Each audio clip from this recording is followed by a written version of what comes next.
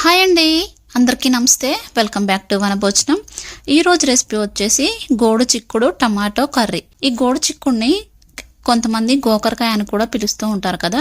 ఈ గోడు చిక్కుడుకాయ కూరని చాలా మంది తినటానికి ఇష్టపడరు కదా అండి. మా చిన్నప్పుడు దీన్ని మేము పుల్లల కూర అని పిలిచేవాళ్ళం. తినటానికి అంత ఇష్టపడే వాళ్ళం కాదనమాట. ఇప్పుడు నాకు టేస్టీగా ఎలా ప్రిపేర్ చేయాలో నేను నేర్చుకున్నానండి. ఇప్పుడు నేను ఎలా ప్రిపేర్ చేస్తానో మీరు కూడా సేమ్ యాజ్ ఇట్ ఈస్గా ప్రిపేర్ చేసి తినండి. చాలా అంటే చాలా టేస్టీగా ఉంటుంది. ఇప్పుడు ఈ గోడు చిక్కుడుకాయ కోసం లేతగా ఉండే గోడు చిక్కుల్ని తీసుకొని నేను వీడియోలో చూపిస్తున్నట్టుగా ఈ సైజు ముక్కలు ముక్కలుగా కట్ చేసుకొని పక్కన పెట్టేసుకోండి. దీన్ని శుభ్రంగా కడిగేసి వాటర్ ఏం లేకుండా ఉండేటట్టు చూసుకోండి. నెక్స్ట్ ఇప్పుడు స్టవ్ ఆన్ చేసి స్టవ్ మీద ఒక కళాయి పెట్టుకొని దాంట్లోకి 2 టేబుల్ స్పూన్ వరకు ఆయిల్ని వేసుకోవాలి. ఈ గోడు చిక్కుడుకాయ వండేటప్పుడు మనకి ఆయిల్ అనేది కొద్దిగా ఎక్కువగానే పడుతుందండి. ఇప్పుడు ఆయిల్ అనేది బాగా హీట్ అయిపోయిన తర్వాత ఇప్పుడు దీంట్లోకి తాలింపు దినుసుల్ని వేసేయండి. తాలింపు దినుసులు అంటే ఆవాలు, జీలకర్ర, శనగపప్పు అండ్ అలాగే సాయమినపప్పు. ఈ తాలింపు దినుసులు అనేవి కొద్దిగా వేగిపోయిన తర్వాత ఇప్పుడు దీంట్లోకి ఒక 3 ఎండుమిర్చిని ఇలా తుంచి వేసేసుకోవాలి. ఎండుమిర్చి కొద్దిగా కలర్ చేంజ్ అయిపోయిన తర్వాత ఇప్పుడు 2 మీడియం సైజు ఉల్లిపాయల్ని చిన్నగా కట్ చేసుకొని ఆ ఉల్లిపాయలను కూడా ఈ ఆయిల్లో వేసేయండి. ఈ ఉల్లిపాయలు అనేవి కొద్దిగా గోల్డెన్ బ్రౌన్ కలర్లోకి చేంజ్ అయిపోవాలండి. మనకి ఉల్లిపాయలు అనేది బాగా వేగితేనే టేస్ట్ ఉంటుంది అనమాట. ఒక 5 మినిట్స్కి ఈ ఉల్లిపాయలు అనేవి కలర్ చేంజ్ అయిపోతాయి. ఈ ఉల్లిపాయలు అనేవి కొద్దిగా గోల్డెన్ బ్రౌన్ కలర్లోకి చేంజ్ అయిపోగానే ఇప్పుడు దీంట్లోకి ఒక 3 పచ్చిమిర్చిని చీలి వేసేసుకోండి. నెక్స్ట్ ఇప్పుడు దీంట్లోకి 1 టేబుల్ స్పూన్ వరకు అల్లం వెల్లిగడ్డ పేస్ట్ని వేసుకోవాలండి.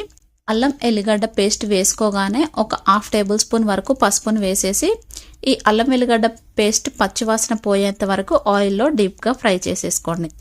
నెక్స్ట్ ఇప్పుడు ఇది పచ్చివాసన పోయిన తర్వాత ఇందాక మనం శుభ్రంగా కడిగి పక్కన పెట్టుకున్న గోడు చిక్కులు ఉన్నాయి కదా, వాటిని ఈ ఆయిల్లోకి వేసేయండి.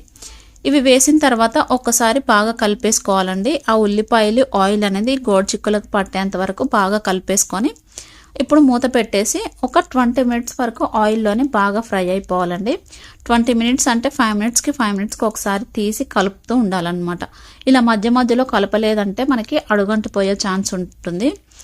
ఇప్పుడు ఒక 15 మినిట్స్ తర్వాత కొద్దిగా సాల్ట్ని వేసేసి మరొకసారి బాగా కలిపేసి మూత పెట్టేసేయండి. సాల్ట్ వేస్తే ఏమవుతుందంటే మనకి త్వరగా ఉడికిపోతుంది అనమాట. సో అందుకని మనం ఒక 15 మినిట్స్ తర్వాతనే సాల్ట్ వేసేసి మూత పెట్టేసి ఒక 10 మినిట్స్ మళ్ళీ ఉడికించేసుకోండి.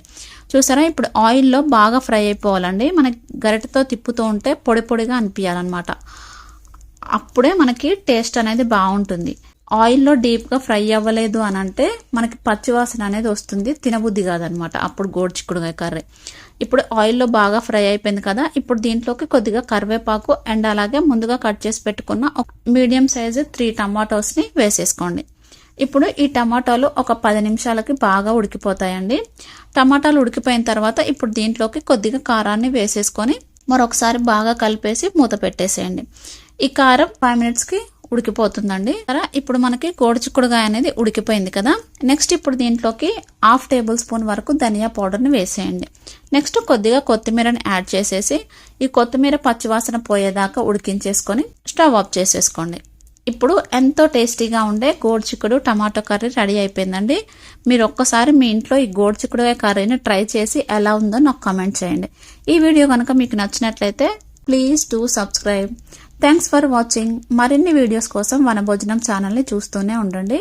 ఇంకా ఏమైనా మీకు రెసిపీస్ ఈజీ మెథడ్లో కావాలి అంటే నాకు కామెంట్ చేయండి. నేను ఈజీ మెథడ్లో ఎలా ప్రిపేర్ చేయాలో ప్రిపేర్ చేసి మీకు వీడియో పోస్ట్ చేస్తాను. Thanks for watching. Like, share, comment.